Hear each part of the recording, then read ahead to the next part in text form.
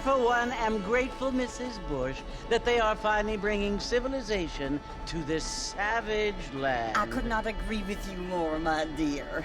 My daddy settled this land, and I know he'll be looking down on us, pleased at how we help the natives. Yes, they've lost their land, but they've gained access to heaven.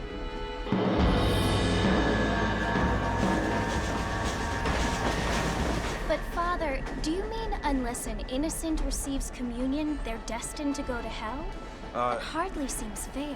What I mean to say, Jenny, is that there is a great deal of difference between an innocent and a savage. I never thought of it that way. Yes, they lived like animals, but they're happier now.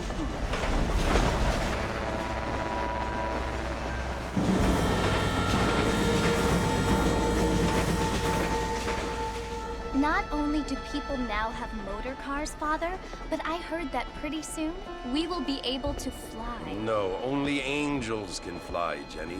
No, apparently people can fly. Didn't you hear? Out in Kansas, a man even got a car to fly. I hardly think so, Jenny.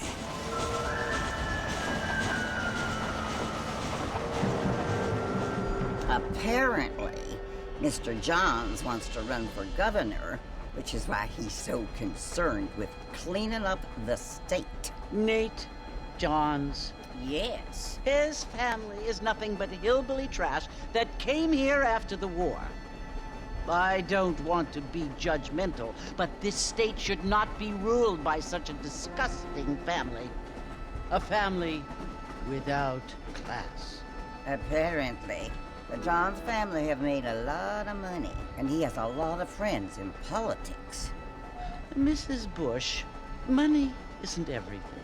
There are many things that money cannot buy. It seems that money can buy voters, though.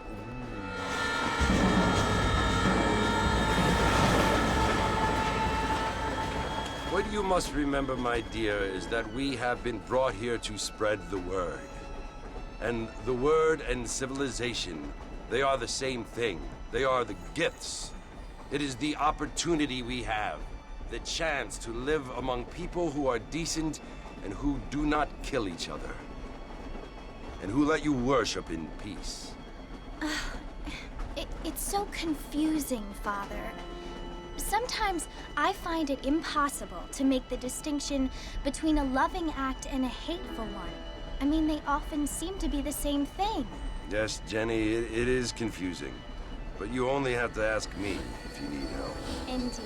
Well, here we are, Mrs. Bush. Armadillo.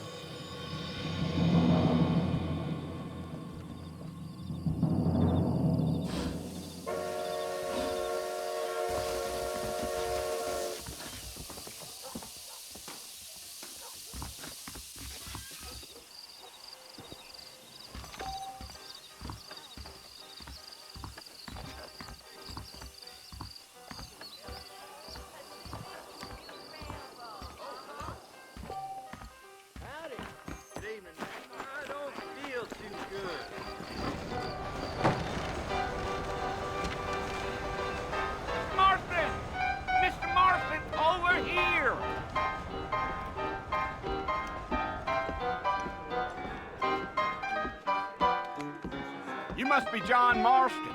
Sometimes. I'm Jake. Your friends from Blackwater hired me to gag you. They ain't my friends. I'm pleased to meet you, Jake. I got the horses saddled up and ready out front.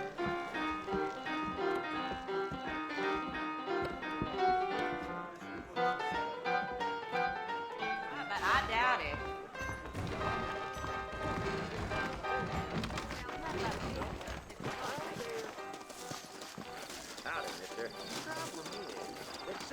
You ain't gonna find sturdier horses than these in all of New Ulster. Take it easy until we're out of town.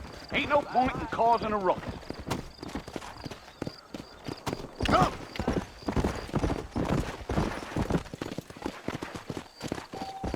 Whoa now!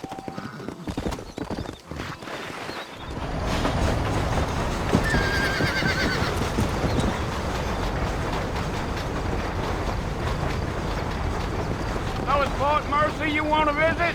That's right. Ain't taken nobody up to the fort in a long time.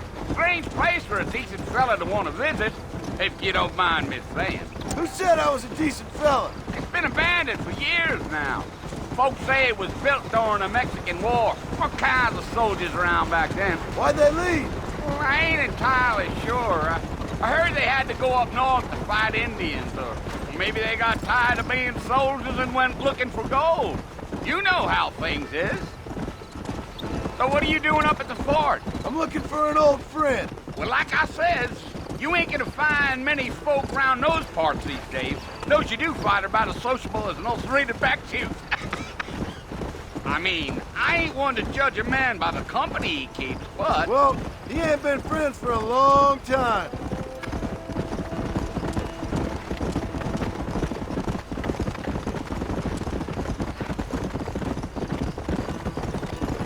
Are you planning on spending any time in Armadillo, Mr. Marston? I doubt it.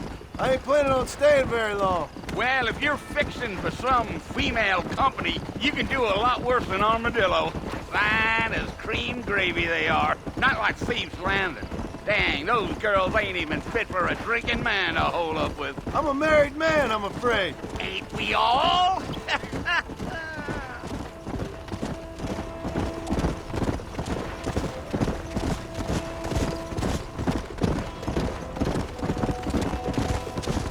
Yeah, so it was the marshal who hired me.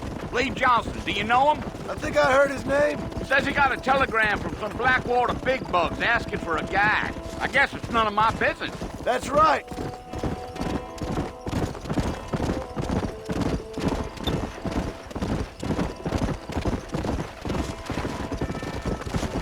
You ain't very talkative, are you? Nope. I'm just chewing the dog, mister. It's how I am. I don't mean nothing by it. Trust me. There's things you're better off not knowing.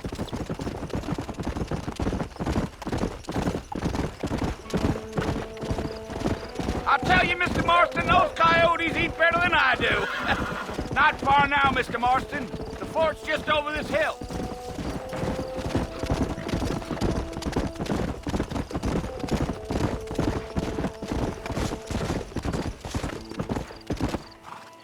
Listen, mister. This here's what's left of Fort Mercer. Some gang rode in and took the place over. So I understand. This is where we part ways, friend. You have yourself a good time.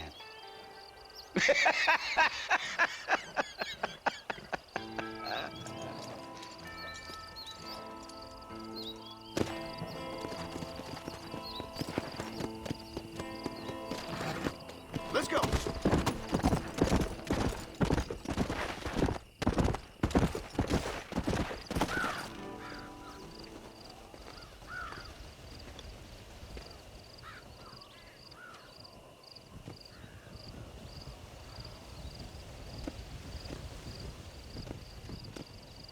Bill! Bill, I've come for you! Bill Williamson! Come out here right now! Go away now, John. Don't make me kill you. Nobody needs to kill anyone, Bill. You must think I was born yesterday. You always did think I was an idiot. That ain't fair, Bill. You were as my brother. I've come to try to save you. Oh. Do I look like I need saving? Bill, please. They want to kill us all. I can help you. Well, you never tried to save me before. You only seemed to save yourself. Bill, I implore you think about this. You implore me? You implore me. You always were one for fancy words. Oh. Well, things are different now, John. Now I'm in charge! No more Dutch! and no more you. Implores. I implores you to go back and tell them to send someone just a little bit more impressive next time. Well? Oh. Poor John.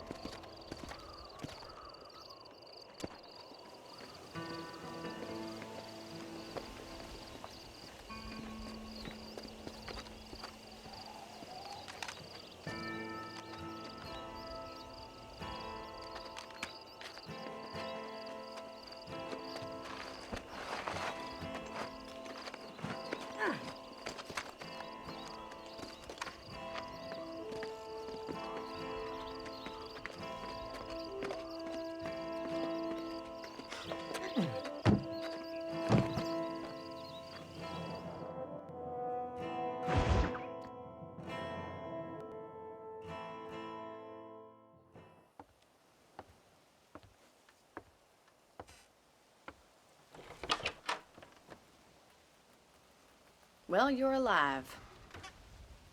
So it would seem. So, how do you feel? I don't know the polite word for it. I do. Stupid is the word we use around here. What were you doing? I was doing something stupid. Well, you'll be okay. Once you didn't die, the doctor said you'd be fine. He got the bullets out a couple days ago. Good. It cost us $15.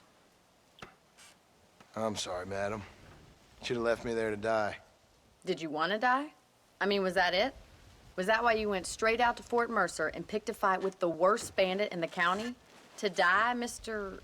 Mr. Marston. John Marston. Bonnie McFarland. Miss Bonnie McFarland. Well, you may be right, Miss McFarland. I don't know. So what were you doing? Was trying to give Mr. Williamson a chance. For old time's sake. You know Bill Williamson? Knew him. Long time ago.